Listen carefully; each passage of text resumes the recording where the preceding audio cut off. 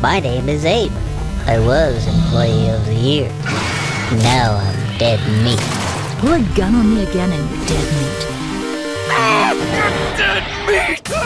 You might actually beat me. You really think so? Hell no! You're dead meat.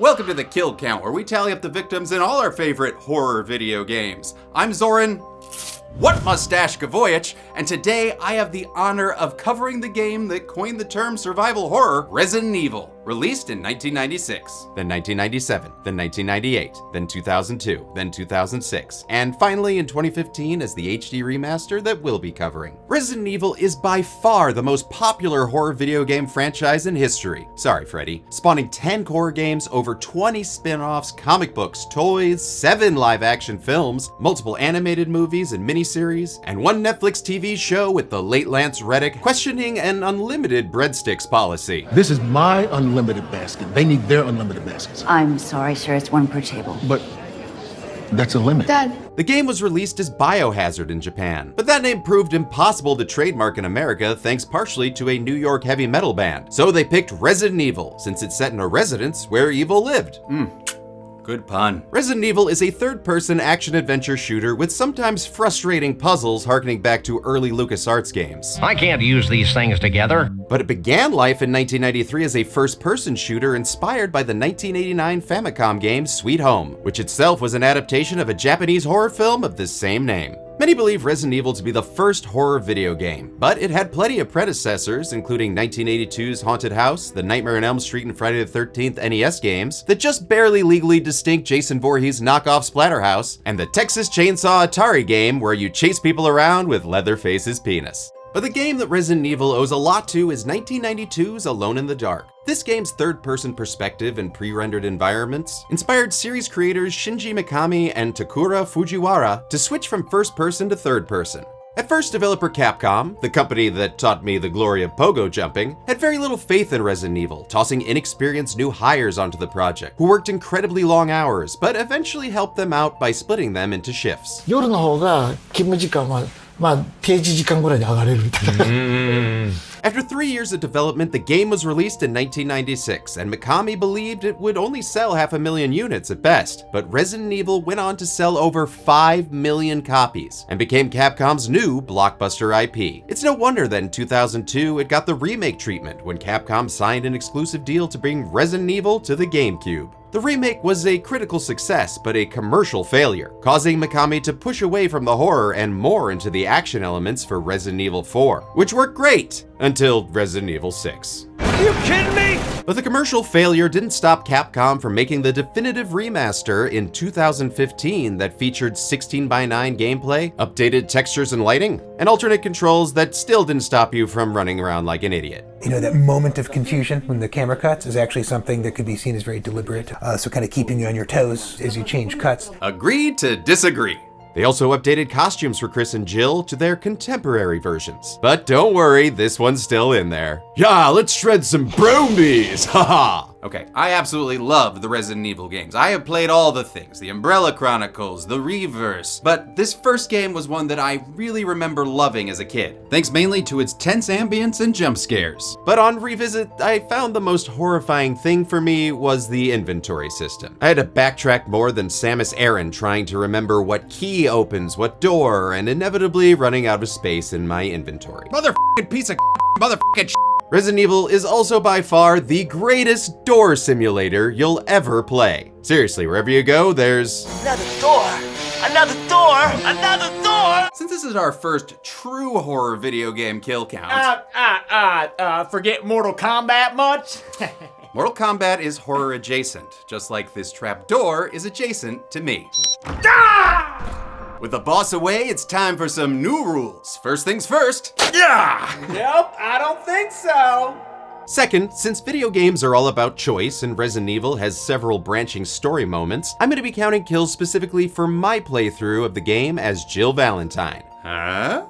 I also had editor Josh do a playthrough as Chris, and since a majority of the gameplay is similar, I'll be mentioning him when story moments differ and then adding all his kills at the end. So what counts for kills? Good question. None of this humanoids only except for Jaws and robots sometimes rules that confuse Redditors. It's just supposed to be for fun! fun! You know what is fun? Counting every kill! That's right, we're counting people, zombies, linebacker reptiles, Kafka bugs, eight-legged freaks, sharks, snakes, crows, bees, and melty mutt-mutts. Bees? Yes, bees! I will then compare mine and Josh's playthroughs with the most kills you can get in the game and the least kills you can get in the game to see where we fell. So with all that established, everyone clear on the rules? Good! Now, how many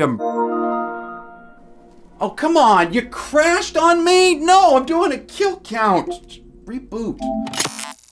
And the reboot crashed. Oh, God. Okay, I'm probably gonna have to replace this. And I do not have the money right now because I just bought a house. And that is not cheap, but it's okay. You know what I'm gonna do? I'm gonna check today's sponsor, Rocket Money, to see where I can find space in my budget. You see, Rocket Money is a personal finance app that allows you to manage subscriptions, lower bills, make a custom budget, and grow your savings all in one place. And it's already saved me money by tracking and canceling unwanted subscriptions with just a few taps in the app, some of which were very embarrassing for my wife to see. Not to mention, they also lowered my bills by having me upload a photo of them, hit a few buttons, and send the Rocket Money team off to negotiate bills like cable and phone on my behalf. Okay, so let's take a look at the budget. All right, already spent the money on Phoenix's baby Graboid costume. Worth it. Okay, here, I can take a little bit from this month's Hot Toys allowance and... Whoa! Never mind, budget is saved! I will buy that Venom, and that Venom, and that Venom as well. There's a lot of Venoms and I've just purchased them all. And your budget can be saved too. Take control of your finances today by going to rocketmoney.com/killcount to get started for free. Now, how many umbrellas are we gonna need to protect us from all this pixelated plasma?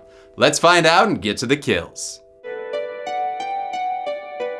Before the game begins, we get a kill as a body bag baddie is shot before we even get to the title screen. Now the game begins with a man's voice reminding us this isn't Hello Kitty Island Adventure, it's Resident Evil. That iconic line appears in the opening of all Resident Evil games, with various actors voicing it over the years. This time it was Joe White, the actor that also voiced Chris Redfield in this remaster. The year is 1998, and we're flying over the woods outside Raccoon City, getting a debrief from the police department's Special Tactics and Rescue Service team. But you can call them Stars. They've lost contact with Bravo team, who are investigating a series of cannibalistic homicides. A news report says 10 families were killed, but we only see the photo of these 3 people and 3 more crime scene photos. So that's 6 members of families that all tie to the count. Sha-la-la-la. They discover Bravo team's derelict helicopter and the body of pilot Kevin Dooley, who looks to have been mauled by whatever is currently hunting Joseph Frost here. We get a quick look at our do-ragtime pal Joseph, right before he's attacked by a pack of demon Dobermans, also known as Cerberuses. Cerberusi? They're fucking zombie dogs.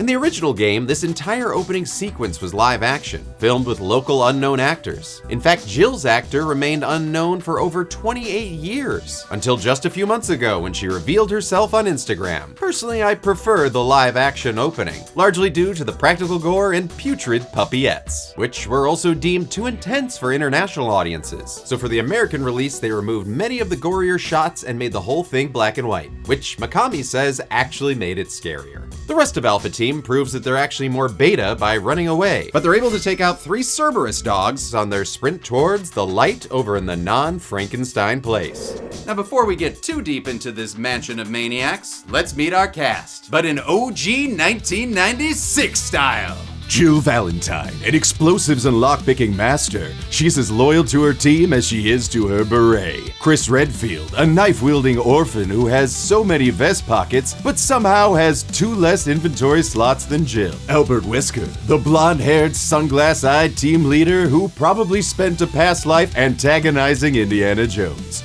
And Barry Burton, the ginger-bearded family man whose love for his daughters is only matched by the love for his roll doll named gun, Matilda. I like the buddy system we have here. Jill, Wesker, and Barry wander into the pre-rendered background of the mansion's Great Hall, which was originally supposed to be rendered in full 3D, but the limitations of the original PlayStation hardware and a desire to make the game as cinematic as possible changed that. それが発売されてお客さんに支持されると、むしろあのラジコン操作が怖いっていうことにプラスになってると思いますっていうことをすごい言われて、すごく恥ずかしかったですね。未だにたまに言われますね。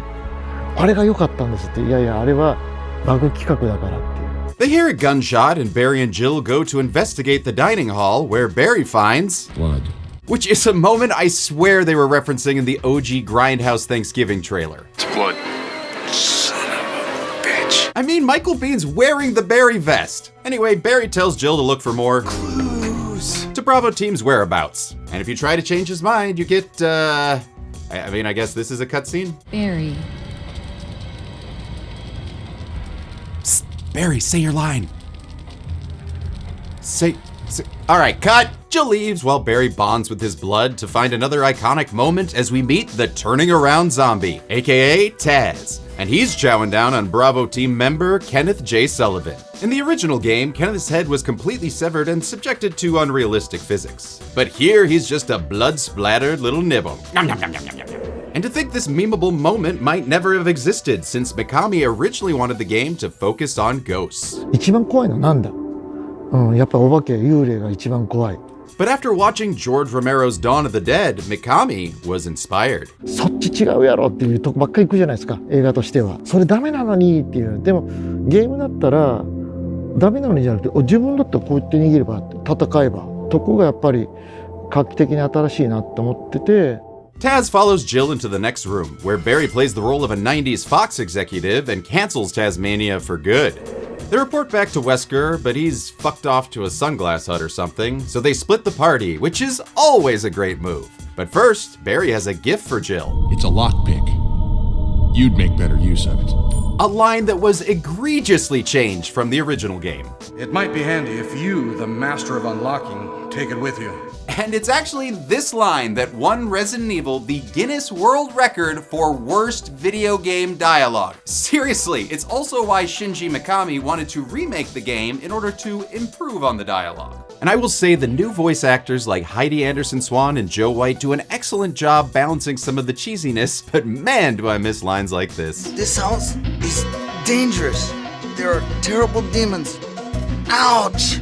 It's like if Tommy Wiseau directed a zombie movie. I did not eat her. It's bullshit. It's not true. I did not eat her. I did not.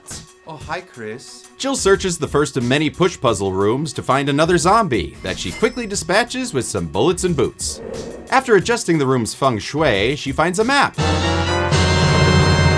And the first of many, many, many locked doors that require a specific key. Back across the hall, she grabs a mini DV tape from Kenneth's body and finds another dead body near the non-Robin Williams birdcage. And since they look to be reused zombie models, I'll count this one as a Zed head. She grabs a green herb, which is a staple of the Resident Evil series, having appeared as a healing item in every entry, though Resident Evil 7 producer Jun Takuchi wanted to poke a little fun at its healing properties. 主人公がこう瀕死の足切られるシーンがあるんで、ハーブを拾うんだけど、グッて食ってからベーって吐いて、こんな草で傷が治るわけないだろうっていう。面白い。Jill heads into a hall of mirrors where she reflects on a nice cardigan-wearing zombie that she promptly murders, double-tapping it to make Columbus proud. She finds an arrow and then breaks it, revealing it's made of Peridot, the Josh Duhamel of Gemstones. Back above the dining room, Jill one-shot kills the zombie that... God damn it, 3-shot kills the zombie and then does a little dance to celebrate. Yay! After senselessly destroying a priceless statue, Jill heads outside to find a crypt with an indentation perfect for a Peridot arrowhead, which then opens a secret tunnel! Secret tunnel! It leads to a series of stone faces and a dollar store Necronomicon known as the Book of Curses. Jill Cletu Barata nicks it, finding a key that she uses on the locked door from earlier, which then leads to... Another door! But how will she get in? Oh, right, Master of Unlocking and whatnot. Chris never got his Masters in Unlocking, so he has to make do with old keys, which looked like they should open half a dead man's chest. Jill finds a chemical to use on plants named Earth Basser? Alright, I guess something got lost in translation there.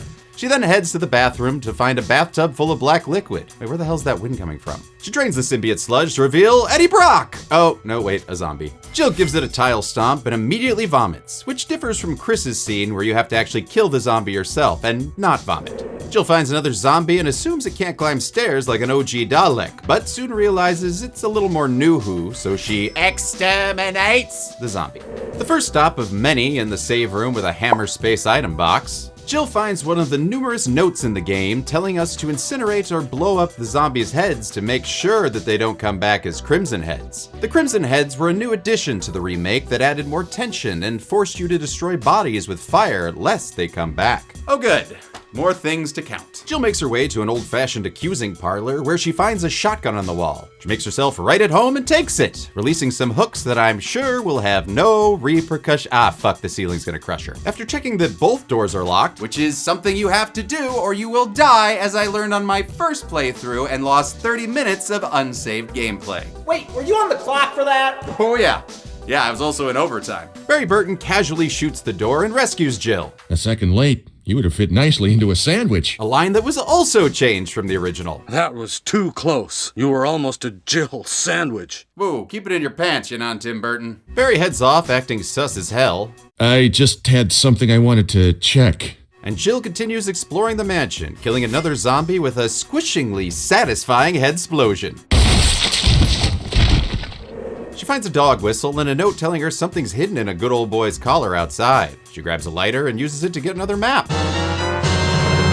And then ignites one of the corpses to prevent it from coming back. And then she runs into Barry. Finally, time to stick together. Let's split up again. God damn it. But before they do, Barry has another gift for her. A can of fizz. Which is a weird thing to call acid grenade rounds, dude. Also, now my inventory's full. Motherfucking sucking inventory boots! After a goodbye she should have done on a scooter in Italy, Ciao. Jill shoots and burns 2 more zombies before heading downstairs to stand inside another body that's been dead for several hours. Yeah, this has Crimson Head tutorial written all over it. Kill it! Kill it with fire! Yay! Ouchie! Jill finds another save room with a well-used bed.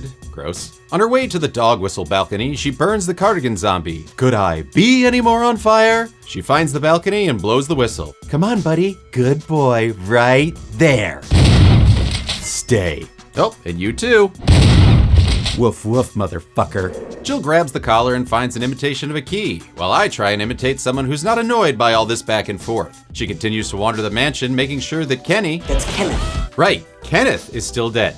Yep, all good here. Heading past a newly added Alfred Hitchcock room, Jill clips her way through our first Crimson Head of the game, and after adding a dagger and some bullets to his red head, she converts him to a dead head. Jill heads into a creepy puzzle room with a key. She grabs it and activates a collector-level death trap that she easily defeats by using the imitation key and my memory having played this game 22 years ago. With the new key, she heads off to try and remember which freaking door she needs to use it on, burning another zombie before heading outside to find a table made of glass. Cool. So glad they paid someone to write that. Jill finds the body of another Bravo team member, Forrest Speyer. Forrest was a highly trained marksman for Bravo team, but somehow couldn't shoot the crows that pecked out his eyes. Probably because he was using a grenade launcher, which now belongs to Grave Robin Jilly V. She heads around the corner and is confronted by a newly reanimated Forrest. Jill wonders if a forest falling near some trees makes a sound. It does. It sounds just like a kill graphic. No, I miss my coworker. I can't relate to that. Is that about me? Yep. She heads back into the mansion and finds an alive member of Bravo team, Richard Aiken. Turns out he's been poisoned by a big snake, so Jill heads to get him some serum as fast as possible. Got the serum. And heads back. Oh, zombie to add to the count.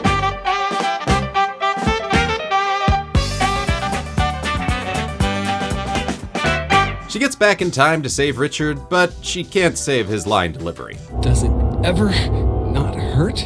This is another scene that is different in Chris's playthrough. In his story, you meet rookie Bravo team member Rebecca Chambers, a plucky teen prodigy who will never stop asking if she can heal you.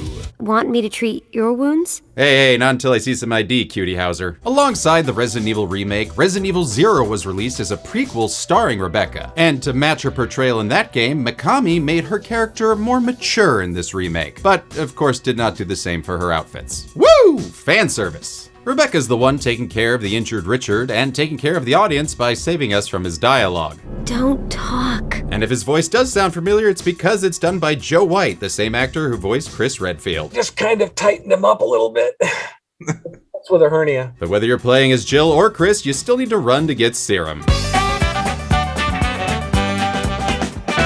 Or else Richard will die if you take too long.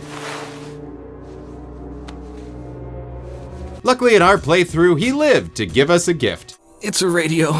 Ooh, fun! Can I listen to Man Cow on Rock 103.5? After double checking that the magic serum actually worked and, you know, Richard isn't just gonna bleed to death in the 2-herb storage room.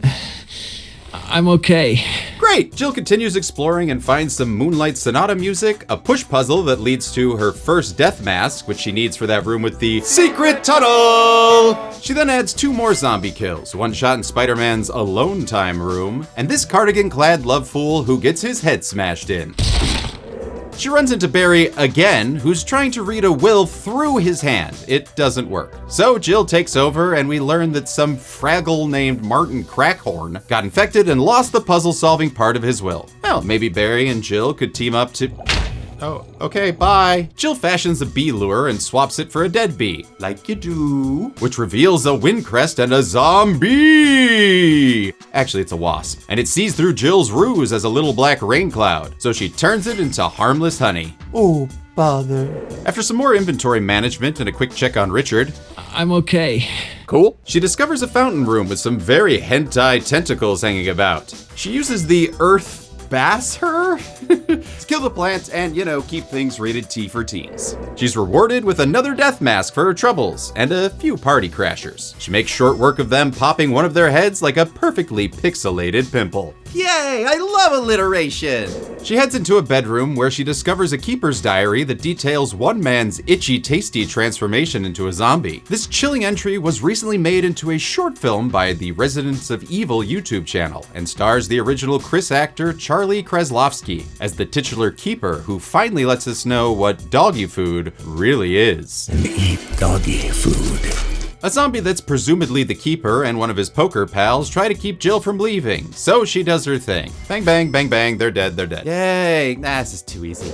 Yeah, there's actually a reason for that. It's because I accidentally did this playthrough on very easy mode, something that didn't exist in the original game. In fact, when Resident Evil was released in 1996, Capcom purposely made the game harder by removing auto-aim and increasing enemy health so that it couldn't be beaten during a rental period, incentivizing consumers to purchase the game instead. Oh, I bet that also explains that goddamn Mecha Dragon from Mega Man 2. I never beat that fucking thing. I wonder if Dr. Wily got away. At this point, Jill's a little tired of running around the fucking mansion, popping the same zombie models over and over, so she decides to leave, only to be attacked by a Cerberus dog that she puts down, and it screams like a monkey for some reason.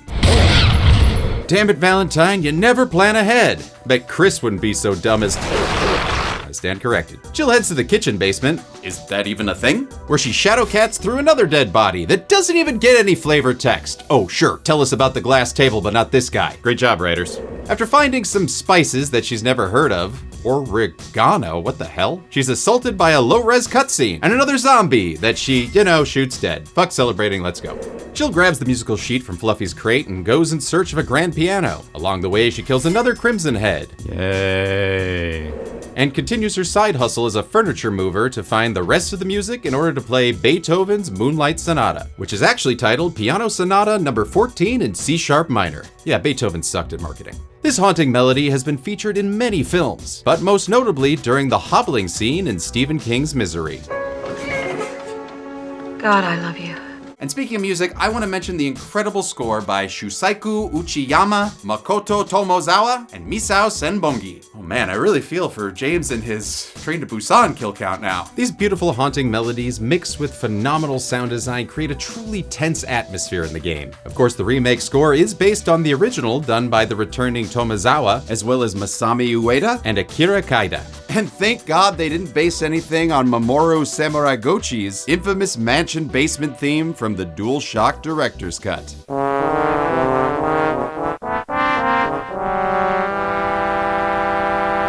Ugh, sounds like Pip farting on a snare drum. I ain't farting on no snare drum. Jill's piano teacher Irma rewards her practice by opening up a secret passage in this magic castle. And this differs in Chris's playthrough when he just tries to play it himself. Never had one lesson. Luckily, Rebecca's there to heal his lack of talent. Inside, Jill swaps a gold emblem for a wood one she took earlier, placing it above the fireplace to unlock a puzzle that unlocks a wall that gives her a key that unlocks a door that leads to a snake that worries a cat that ate a rat that lives in the mansion that Oswald Spencer built. God. I'm fine. On her way to the next room, she checks on Richard again. Cause seriously, dude should be dead. What was that serum, like Maze Runner death cure or something? I'm okay. Medicine is magic. And then Jill does her Crimson Head clobber like she's done over and over. Inside the attic, Jill finds the biggest snake this side of the Blood Orchid. And the snake's name is... Yawn. Really, Resident Evil writers? Really? But luckily, Jill doesn't have to fight this motherfucking snake by her motherfucking self. Payback time. Richard's aching for a fight, so he holds off the snake while Jill holds on to a third death mask. And after some shotgun blasts, she turns off Yanni for about 5 seconds before it comes back Evil Dead style. Richard! That's right, Richard is killed John Voight style, minus the regurgitated wink. Old Sticky Fingers Valentine can't even let the body digest before stealing his combat shotgun and shooting the snake a set number of times to trigger its escape. Guess it's back to exploring the Oh, am I poisoned? God damn it. Okay, kudos to Heidi Anderson, the voice of Jill Valentine, for capturing the cheesiness of the original Resident Evil. Whereas Chris just kinda sounds like he's telling people his favorite Belle Biv DeVoe song. Poison. Looks like it's time to go back to the serum room. Whoops, never mind, gotta kill this zombie kinda just staring into the middle distance here. And also this Crimson Head above the dining room, who goes down in one shot. Hey, that's it? What do you expect? It's very easy mode. Damn, you sassy, Jill. Jill takes the magical serum and is... fine. Ready for more murder! In Chris's playthrough, he makes Rebecca do the legwork. Oh, thank God I made it in time. Dude doesn't even thank her. Oh, what a handsome dick. Jill's confronted by more window panes in her ass, and she takes out 4 zombies with a combination of small arms fire and hand-to-head techniques. Who wants some? Apparently the answer is this guy, hanging out around the corner that chews on Jill's arm sandwich, before getting a side of bullets and a dagger for dessert. Yay! My lust for blood has returned! But the killing is put aside for stained glass puzzles that yield the final Masque des Morts. So she gathers up the others and heads back to the secret tunnel, where she places them on the graves that subsequently release a coffin. Okay, seriously, do the lab workers have to go through all of this every day they go to work? Jill approaches the coffin to find a zombie! Ooh, scary. Specifically a Crimson Head prototype that looks like the result of Abe Lincoln and Wolverine's Night of Passion. And even that's too specific for Rule 34, right? Right? Oh no! Jill takes him down in one shot. Yay! Oh fuck! Plus 2 more shots that send Abraham Logan back to the grave. She grabs a stone and metal object from the coffin. Ooh, what is it? Great. Glad I risked my life. Jill kills another monkey dog. And then uses the stone and metal object to open another door. She finds a signpost filled with taglines for 80s action movie sequels that corresponds to a puzzle that unlocks a gate. On her way, she gets a transmission on that, damn, what's it called again? It's a radio.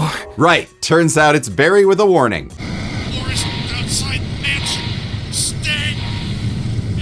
Jill promptly ignores him and discovers a cabin in those woods. Fortunately, there's no merman to be found, just a crank and a cranky monster who knocks Jill the fuck out, man. She comes to and meets her attacker, Lisa Trevor, an orphan who was one of the first test subjects for the progenitor virus, which would later be developed into the infamous T-virus by the Umbrella Corporation. Lisa's storyline did not appear in the original Resident Evil and was added in the remake in 2002. She's actually regarded as one of the most tragic characters, having been forced to search for her mother for 30 years and collecting the faces of anyone she dubbed a fake mom. But before she can take Jill's face off, Jill shoots her, but she's brought back to life by magic sweat or something, I don't know. And Jill boo-boos out of there and relaxes with a little green herb. Yeah, now we're jamming. On the way back to the mansion, Jill takes out another zombie. Jill, kill! She then solves a dirty graveyard puzzle to get a dirty Harry special. She leaves the forest and gets another call in her licorice box. It's a radio. Right. This time it's Brad the helicopter pilot. Jill to Brad, can you hear me? Shit, it's broken. Damn it, Richard, I have half a mind to return this. Oh, that's right. You're dead. You're dead! Anyway, Jill poorly takes down 3 more dog keys before getting all cranky on the swimming pool, draining it to clear a path to an elevator that leads straight to the Crowaning. Jill makes her way down a hall that's raining snakes. Ugh, will someone tell Zap Brannigan to stop opening up all the snake doors? Right away, sir. Jill refuses to kill any of them due to being traumatized by Friday the 13th's actual snake death. While on the other side of things, Chris acts like it's goddamn whacking day. Die, die, die, die, die. Fuck snakes. Jill makes it to a place called The Residence. Okay, shitty name, but maybe it's got some cool stuff. Why? What? Why even write that? Jill grabs a map of the residence and peeks through to see a beehive. Oh no. Oh, you're not gonna get me like Edmund Bridgerton! And I'd like to point out that this hallway can technically spawn an infinite number of bees, but I don't recommend spending the rest of your life shooting them, no matter how mad you are that they killed Macaulay Culkin in My Girl. During her bee flee, Jill is grabbed by another plant tentacle, but keeps things rated T for teens by putting her box on its hole. Wait a minute. Jill then finds a big-ass spider and takes it out in a room advertising the next Delta Bi Bicep Biannual. And, a butt. Yep, just a big ol' butt. These giant spiders are another umbrella experiment called web spinners. And ironically, they actually grew so big they couldn't spin any webs. Sure, why not? Jill then finds a book and hey, maybe it has a key in it. Nope, just a red book. And on further inspection, it's a book with a red cover. Hello, yes, I'd like to talk to the writers of the Resident Evil remake. Oh, fired over 20 years ago. That makes sense. Wandering the halls, Jill overhears Barry talking to someone who is bassier than James Earl Jones.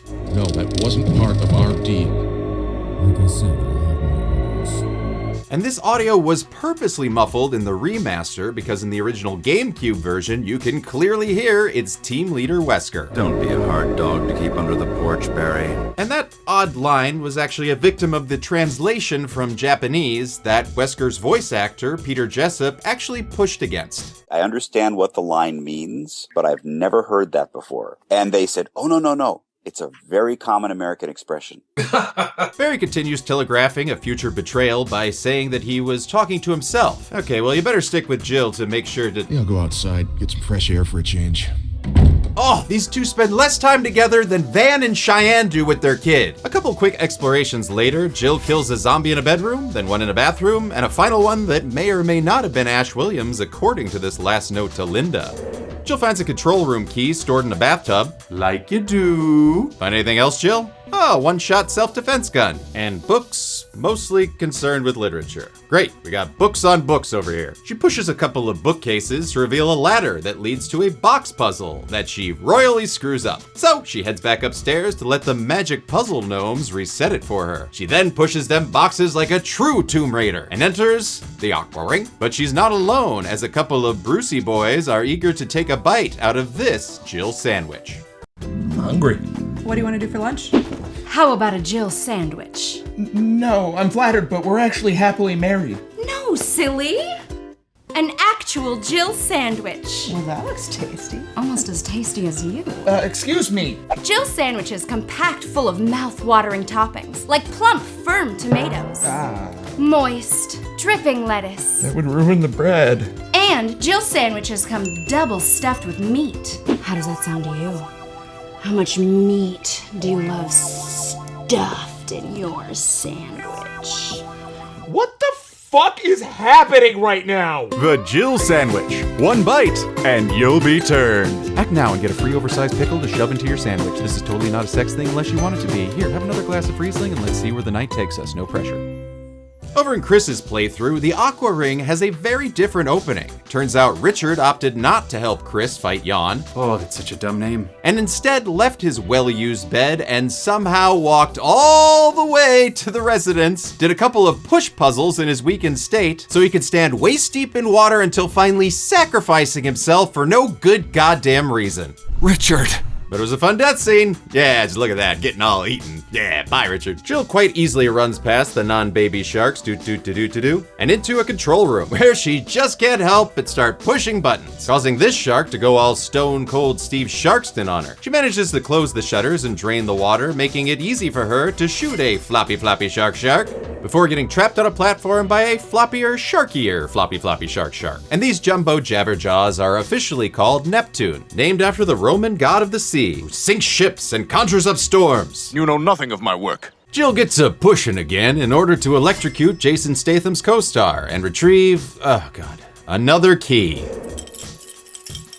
running out of room here, people. Jill says Deep Blue see you later to the Aquanet ring and heads to the gallery, where a few bees come onto her pretty strong. But Jill isn't into bestiality and takes them out with a couple of B12 shots, before finding this dude who died doing what he loved, fucking bees. Grave robber Valentine, of course, loots the corpse for an insecticide spray, which upon examining is labeled Killer Matriarch, a reference to the song Killer Queen. And that's not the only Queen reference, as Chris's alternate Californian costume has a Made in Heaven shirt, referring to their final album that came out a year before Resident Evil. Jill continues to be the cause of the bees disappearing by shooting and squishing a few more before using the insecticide on 10 more Melissa Majorians. Hope YouTube's okay with insecticide.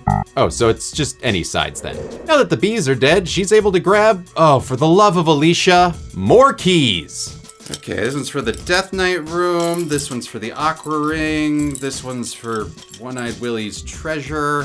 God, too many keys. Oh wait, this one's got a 3 on it. Wonder what new sights room 3 will bring. Oh, another bathtub with stuff stored in it. Are drawers not a thing in this house? Jill finds a book detailing a chemical called V-Jolt that could kill Plant 42, that hentai Dranger that was attacking Jill earlier. She then rearranges some red books. Oh, those are books with red covers. That reveal a naked lady. Huh, must be made by the same people that made that Pieces puzzle. The red book's sex and makeup tips help open a door to, hey, speak of the devil mind, Plant 42, I was just talking about a way to kill you. Oh, that's funny. Anyway, Jill's shots are useless, so she's forced to run away! Run away! She's got to get into the mixing room to make some V-Jolt Cola, which uses a clever puzzle from the room with a butt, which involves matching these VFD symbols with some billiard balls. And luckily I wrote it down earlier.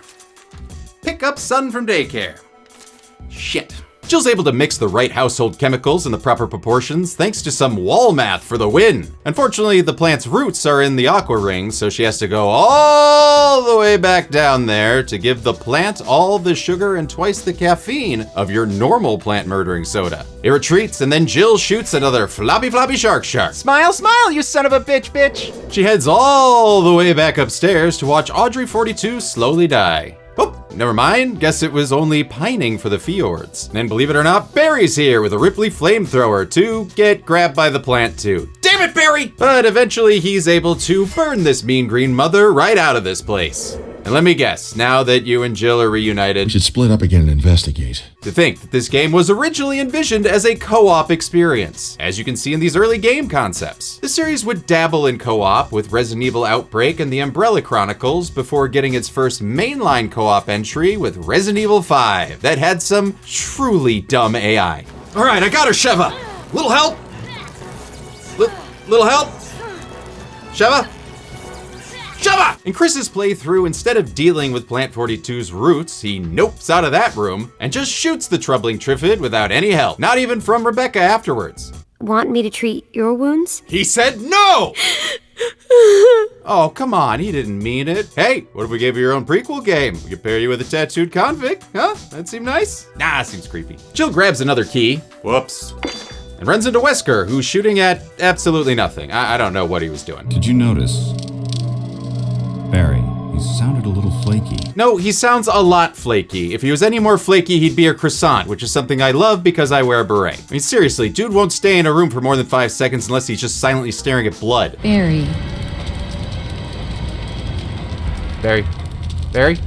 Ah, forget it. Wesker tells Jill to head back to the mansion to stop Purple Tentacle. Whoops, sorry, wrong game. On the way back, she shoots and shocks 2 more Sumatran dog monkeys. And avoids being badgered by mushrooms and snakes. It's snake. Ow! When she arrives, she's greeted with more POS-looking POV shots, revealing that the hunters have arrived. And Mikami attributes the inspiration for this jump scare to the Texas Chainsaw Massacre. ちょっと分かりにくいかもしれないですけど、バイワンの時にハンターって途中で新しいクリーチャーが出て主観で分からない得体の知れないものが襲ってくるじゃないですか。ああいうところにちょっと生きてるのかなっていうのを思います。 Unlike Kirk, Jill is able to kill one of the roided out Kermits with a shotgun and a little hunter dance. Tonight's special guest is your corpse. Yay! The Hunter was Umbrella's first experimental BOW, or bioorganic weapon, created by combining reptilian DNA and the T-virus with human embryos. And I don't know why Umbrella is wasting time making uncontrollable bioweapons when they could be making millions on their infinite storage boxes. I'd love one of those for all my kill count props and Ben corpses. What's that now? See, where am I gonna put this thing? Chris's first encounter with the hunter is a little different, involving one going after Rebecca. And depending on how skilled you are with the tank controls, it's possible for her to die. Rebecca! But luckily Josh was able to save her, just to reject her again. Rebecca, you're on your own. Oh, taking a page from the book of Barry Burton, I see. Dude, that book sucks! Jill makes her way to a creepy eagle that looks like he's got something for you. It's a note revealing that Stars was lured here by Umbrella to gather data on their new bioorganic weapons. But rather than tell anyone, she screws up another push puzzle and has to call on the puzzle reset gnomes again. Gotta fix the puzzle, it's messed up. Cause Zoran sucks at this game. Hey! She completes the puzzle that rewards her with red and yellow gems that would go great with that blue one she smashed earlier in the game. She uses the gems on a Champion Oscar statue to get a disc. Great! She then kills 2 more hunters and a crimson head on her way to open another door. Inside, she finds some weird test tube babies and a Kevin from The Office zombie. Jill then ends this Dunder Mifflin cameo with a bullet. She finds a jewelry box that unlocks with a gem. This will not fit on my keyring. Which unlocks another puzzle that then unlocks a fucking key! I can't with this shit anymore! Jill centers herself in the mirror with a daily affirmation. I'm good enough, I'm smart enough, and doggone it, I'm the master of unlocking. And then uses the key to find a metal object without the stone. Better go grab that other stone and metal object in the... Holy Jesus goddamn jump scare hunter shit! Oh, my shoulder pads. Jill takes out the greenskin packer with a couple of shotgun blasts before quipping over its body. Hunt this. Then makes her way back to the Collector Death Hall where she comes face to face with the returning... Jill she-mans King Hiss with a few shotgun blasts and grenade shots, putting this perilous python to pasture. No need to throw a hissy fit. Oh!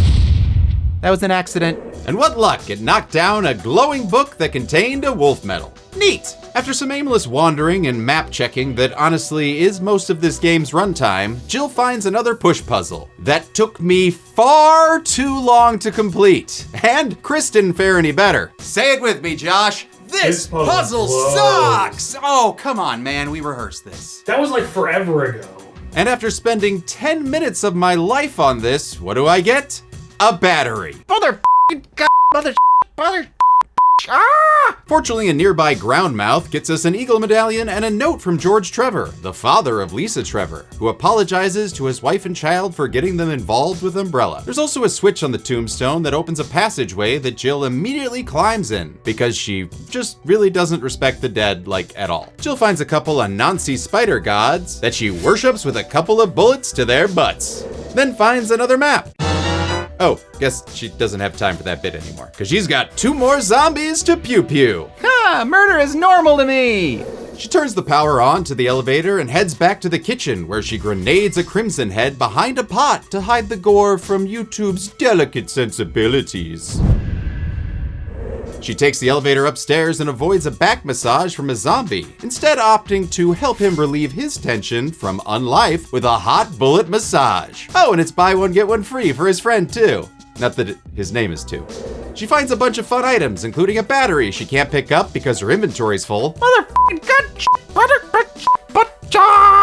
But a few anger bullets make some room for it. Jill goes chasing how to turn off waterfalls and succeeds by sticking to the battery and crank items she's used to. The now waterless waterfall leads to an underground cave full of item boxes, typewriters, and a blood-stained boulder. Rest in peace, Henry Jones Jr. During Jill's spelunking, she runs into... Wait, who is that? It's Enrico Palazzo! Close, it's actually Enrico Marini, the Bravo team leader who has some important intel for Jill. Someone is a traitor. Umbrella set us up. Enrico is shot and killed by the traitor and his boots, leaving us with a real shoe-done-it on our hands. Unless you're playing the 2002 unmuffled version, then it's obvious that the traitor is Albert T. Wesker. The T stands for traitor. Or maybe Tyler, I don't actually know. I think I made that up. Jill, of course, uses her friend's death to loot his body. She grabs Enrico's crank, but before you can say necrophilia, she shotgunned another 2 hunters in the cave. And since they don't have any cranks to grab, Jill H.J. Valentine continues onward.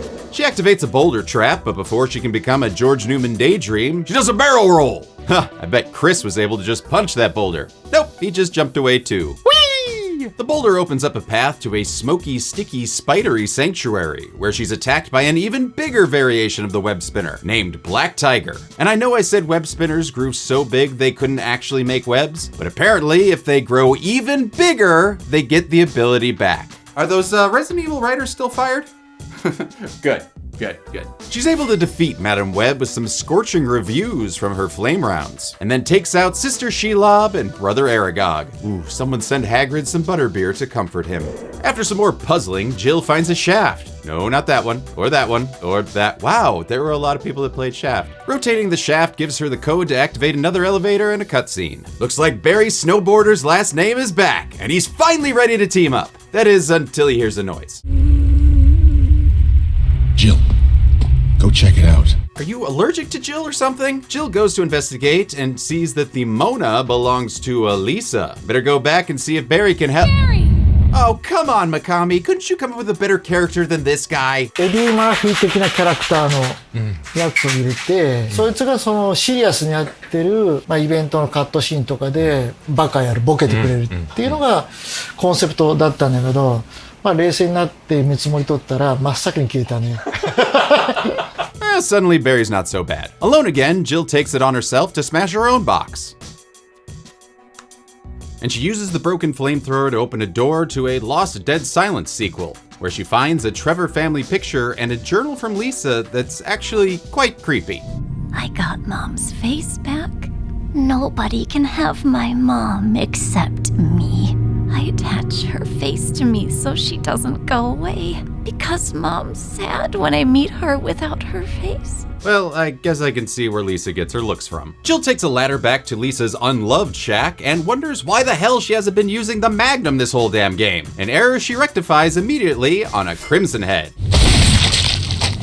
making him more crimson and a little less head. Wanna zombie my Valentine? 'Cause my name's Valentine.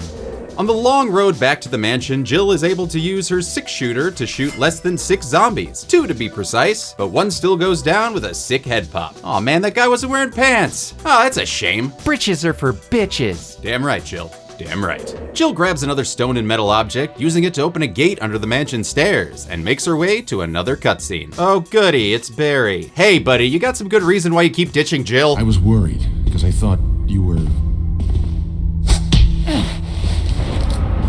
Start talking. But before he can, moaning Lisa and her stolen smiles return, and Jill has to decide whether or not to give Barry his gun. She keeps his gun and tells him to fuck off and die, which he does, leaving behind a picture of his family. My family, no!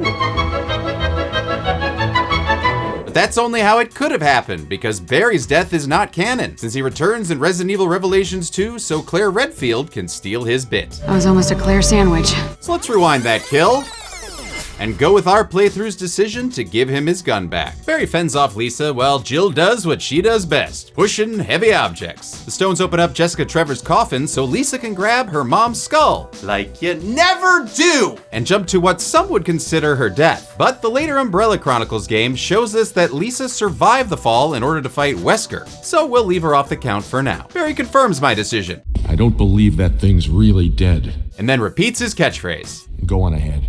Whatever, Barry, I do not care anymore. Before she goes, Jill finds a letter from Jessica that adds more sadness to Lisa's story as they were going to escape right before Umbrella murdered her. It's almost as sad as the Rancor dying on the day his shirtless keeper was gonna release him. Oh yeah, that's the actual backstory in Tales from Jabba's Palace, and you can go to hell if you tell me that's not canon. It's part of the legends. It's as canon as Dash Rendar. I love Dash Rendar. We all love Dash Rendar. Chris's version of this scene swaps Barry for Wesker, who gives us a weird-ass insult. You're a bit of a mess-up. Chris, take a piece of the action. Hey, that's a mutated little girl, not a slice of office holiday cake, sir. Jill heads outside to find some statues just aching to have medals shoved into them, but she's left them in the old inventory box. Damn, I would have gotten to the next part of the game if it wasn't for those meddling medals. Jill returns to find another elevator and loads up her second GameCube disc to find an underground lab with an emergency exit reserved for the 1%. Damn, where's the coach exit? Or at least the coach plus exit with extra legroom. She runs across a couple scientists and says, hello. by popping both their heads with her magnum. Pleased to bleed ya. Jill finds another disc and 2 more scientist zombies to add to the count. Boo, only one head exploded. No fun. Jill finds a computer and tries her best to hack into it. All right, let's see. Username, poop. And password, pee. Damn, well, I give up. She leaves and finds a note revealing the true username and passcodes, John and Ada. Wait a minute, is that Ada as in Ada Wong? It is indeed, a character that doesn't make an official appearance till Resident Evil 2. Jill then gets the computer's second passcode by solving a puzzle that involves reenacting the opening to Scrubs. I'm no Superman. Yes, you are, Jill. On the way back to the computer, she makes a crimson head, a little more crimson, and a little less head. You already did that joke. You're dead, shut up. Jill enters the passwords, but there's actually a funny Easter egg if you enter mole as the second password. That ridiculous voice belongs to Tofu, a joke character in Resident Evil 2 that is literally a block of tofu with a knife, and the bounciest footsteps I've ever heard. The computer unlocks a room with a slide filter and this zombie spiking the lens. Hey dude, don't break the fourth wall. You're not Deadpool, you're just dead in a pool of your own blood. Jill finds a disc reader and shoves her disc into it, unlocking, something. She heads upstairs to the conference room to find another disc and a slideshow revealing the names of the BOWs. Ooh, and a very familiar looking pretty boy. I wonder who the traitor is. Jill uses the slide filter to get a code to the back room where she finds a laboratory key. Cool, let me just, keep that for you. Ow, my eye! You have another one! Jill then finally watches the mini DV tape she found on Kenneth's body. They got him! He's dead! Yeah, I know. I counted him like 3 days ago when this kill count started. She uses the key to enter a storeroom with some seriously creepy noises. But I'm sure there's nothing to worry about. Sweet Christ on a cracker! Oh, my heart. Angina. Angina. Jill takes out 2 insectoid BOWs known as Chimeras with her magnum. Oh, and look, their corpses are self-disposing. Ooh, James, do your line! Oh, that's nice. Can I come out now? No. I have to pee. Pee down there! Before she leaves, she puts another disc into a reader that unlocks the same something. She heads into a lab where she kicks off an all-out Chimera killing spree! Shotgunning down 5 of them and doing a little dance. Whee! Oh, fuck! She then stomps out 4 more roaches for a grand total of 9 busted up bugs. You can check in, but you won't check out. And we'll take a moment to remember these pre-mimic mutants with a little backstory. Chimeras are another of Umbrella's attempts to graft animal DNA to human embryos. Apparently, they kidnapped homeless women and impregnated them, creating a half-human, half-fly hybrid. Ah, yes, of course, we'll let them, sounds familiar. The main elevator won't power up without fuel, so Jill goes in search of some, and she's able to teleport the life out of one more Brundlefly. She finds an empty fuel canister with a warning. Fuel may explode if shaken or jarred. She fills up the canister and laughs at the warning. This is very easy mode. What's the worst that could happen?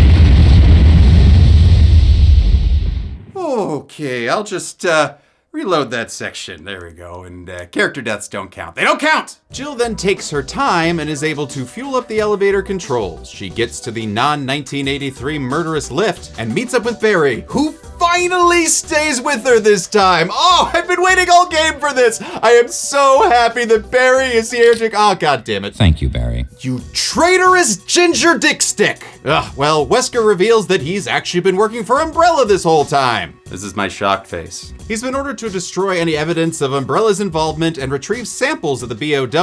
He even threatened Barry's family so they would aid in the cover-up. You gotta love Barry. He must really be afraid of Umbrella. Oh, come on. Who's afraid of an umbrella? Jesus!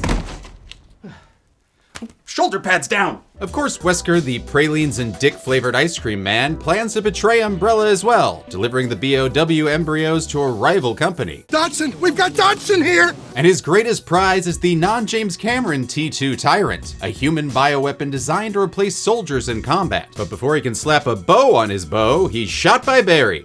Forgive me. Almost forgot your line there, Bear? Before he can tell Jill they should split up, a Weskerly Wesker releases the Tyrant from its Boacta tank, and Wesker is pretty proud of himself. Jill and Barry together. in hell. The Tyrant then knocks him and Barry out before turning its milky sights on Jill. Oh yeah, looks like it's time for an all-out boss fight!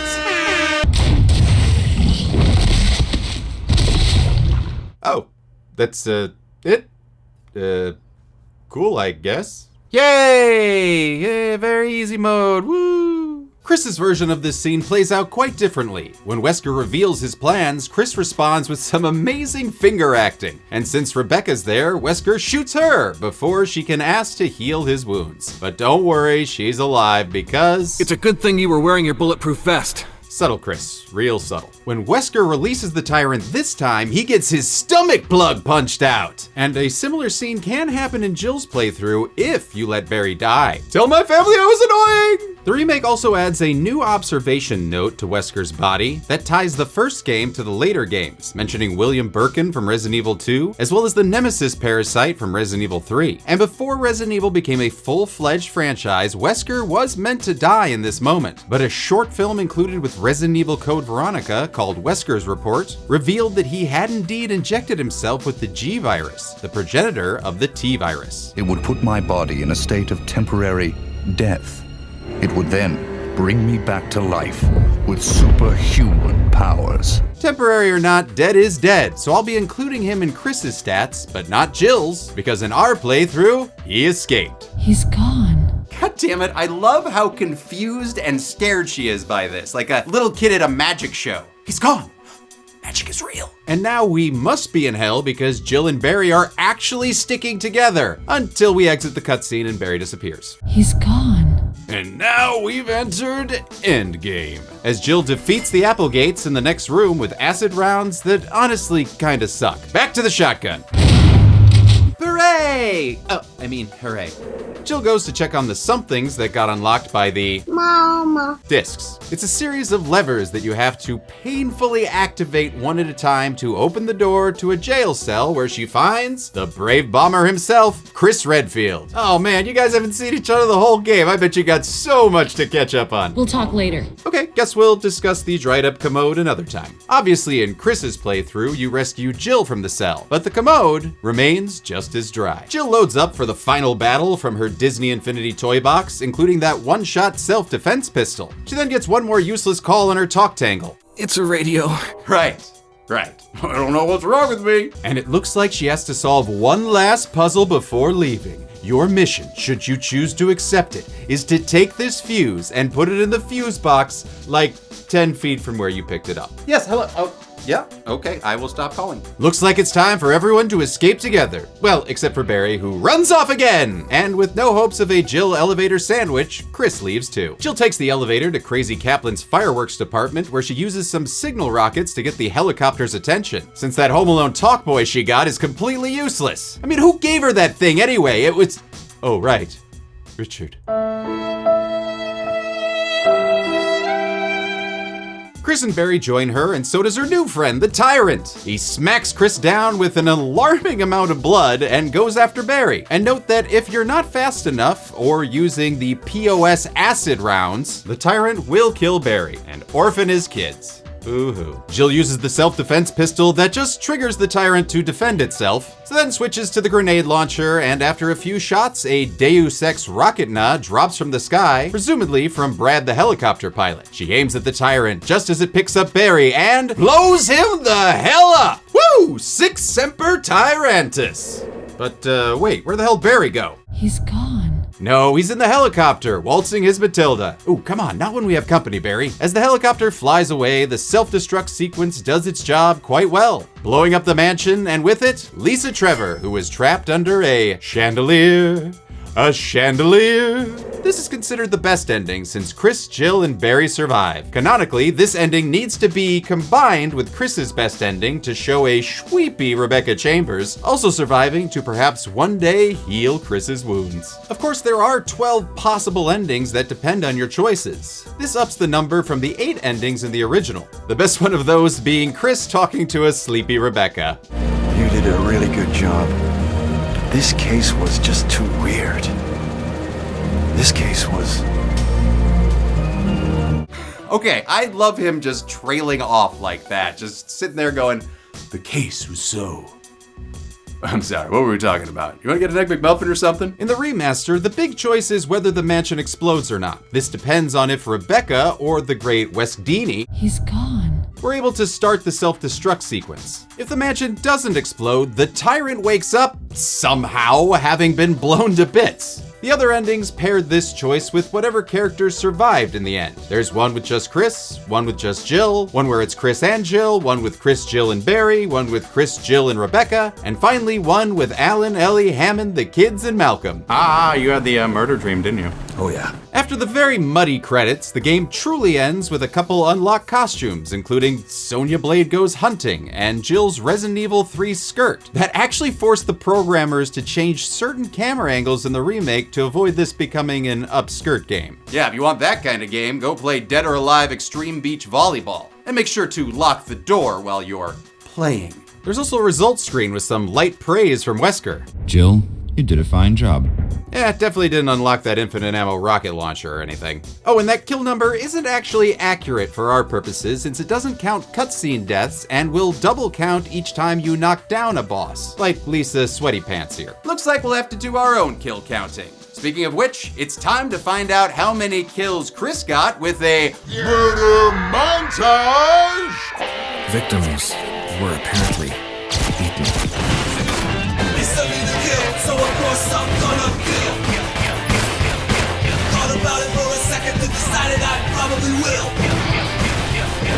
You said I'm practicing homicide from the zombie, so it's justified. He already died, what's a little more blood to spill?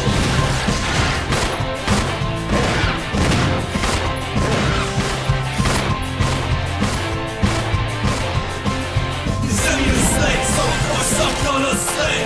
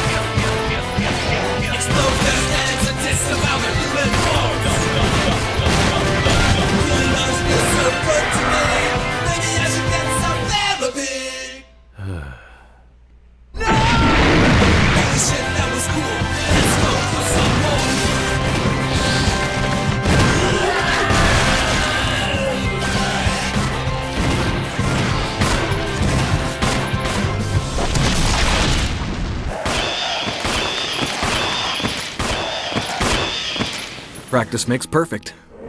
How many evil residents got very easily evicted from their lives during our playthrough? Let's find out and get to the numbers. Alright, just gotta get to the left side of the screen. Left side of the screen. No, not the left, my left. My left of the screen. Yeah, there we go. No! For the love of Wesker, who is controlling this? Oh, I love my son. During my Jill playthrough, I racked up 129 kills, and Josh was able to get 162 kills in his more snake murdery Chris playthrough. That gave us a total of 291 kills. Breaking that down further, there were 27 humans, 87 zombies, 19 Crimson Heads, 139 BOWs, and 19 innocent widows, snakes, and crows. And as for gender, 128 were male, 159 were unknown, and only 4 were female, giving us a pie made entirely of monsters and men. Just make sure to clean off your dirty paws before you eat it. With a combined playthrough time of 20 hours and 14 minutes, that gave us a kill on average every 4.2 minutes. So, how does that compare to other playthroughs? Well, after some exhaustive Reddit and evilresource.com research, I discovered if you played on the hardest difficulty, killed everything, and blew up the mansion, the most kills you could get would be 514 across both characters. That is if you ignore the infinite bee room, and I hope you do because, hey, there's more to life than killing bees.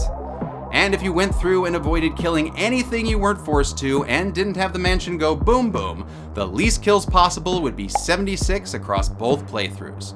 So where did that land us? Oh good, just basically right around the middle. Damn, wish I'd killed more snakes like Josh. Yeah, fuck snakes. Well, that just sounds like he has sex with snakes. I'll give the golden chainsaw for coolest kill to Richard Aiken in Chris's playthrough. Sure, the Sataconda death in Jill's playthrough makes a little more sense. Seriously, why are you in the aqua ring, dude? But I cannot argue that the shark coming out of nowhere and just tearing Richard apart Sam Jackson style is pretty awesome. Still miss him though. Dull machete for lamest kill will go to this wasp. 2 shots for 1 wasp? That's just dumb. And the new Royal Reload Award for Best Character Death goes to Death by Tyrant. There are so many ways you can die in Resident Evil, but the Tyrant impaling you and then kind of just nonchalantly tossing you to the side is, it's just the best. So anyway, you guys, do you think I should get this exterior heart thing looked at? And that's it. Resident Evil was released in 1996, 1997, 1998, 2002, 2006, 2015, and probably again for the 30th anniversary in 2026. I mean, that's just free money for Capcom. Hope you enjoyed this first true horror video game kill count. Mortal Kombat counts! Shut up and have a Jill sandwich. Thank you. Anyway, next month I'll be breaking out the night vision camera with Outlast, but until then, I'm a man who doesn't even know how to fake smoke a cigarette. And this has been the Kill Count. On the next Kill Count. There's nothing like taking in the wonders of Mother Nature. But before you visit the woods, keep these rules in mind. Respect the local wildlife. Trust me, you don't want to find that animal. Make sure to properly dispose of your trash. There's shit like that all over the fucking place here. And finally, take nothing but photos and leave nothing but footprints. You can't just give it back, he's awake now. Fail to follow them, and you may find yourself face to face with an apex predator. What the fuck? In A Violent Nature stars Johnny, a hook-slinging, axe-throwing undead menace on the hunt for dumb college kids. Yep, there they go now, living their dumb college lives. Okay, cancel culture doesn't exist, you fucking ableist. Oh man, you're so dead. But this slasher comes with a twist. It takes place almost entirely from the killer's perspective. Really?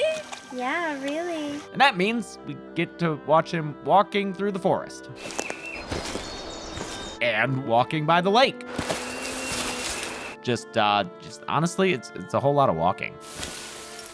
He's real good at it. But be patient, because when slow-ass motherfucking Johnny finally reaches his destination, he does not disappoint. I was wondering when you were finally gonna show. So this week, get some fresh air and watch Friday the 13th, the game, the movie, aka In a Violent Nature. Sounds good to me. Then on Friday, take your time and enjoy the kill count, only on Dead Meat. Look like something out of a horror movie or something. In a Violent Nature can currently be watched on the pictured streaming platforms. Dead Meat always recommends you watch the movie for yourself before its kill count. It's the only way to have your own properly informed opinion. Kill counts are never meant to replace the experience of watching a film. Happy 2025! We have begun the era of video game kill counts. That's right, the first of every month I am going to be covering a different video game. So send your requests on the deadmeat.rip website. This was so much work to do this episode. We have so many wonderful people working on it. We had Josh, we had Ben. Thank you, Jordan Good, for even more music. He did the 16-bit kind of theme song opening, which that opening was edited by Dead Meat team member Sarah. Jordan did the amazing Andrew WK murder montage. I had no notes for it. It was amazing. I love all the stuff here. Fiona helped me with set decoration here. Another big thanks to Jeremy Pryor, who donated all of these Resident Evil props, except that plant. I made that plant. I put a plant in a pot. I made the plant. This fucking console was made by writer Tim. Let's give Tim a hand. And thank you, Gina DeVivo, for making my Jill shoulder pads. They're lovely, and they just come right off like that. And I gotta say, from the cockles of my heart, sure, I love doing these. I'm excited to do more, and until the next one, remember, be good people.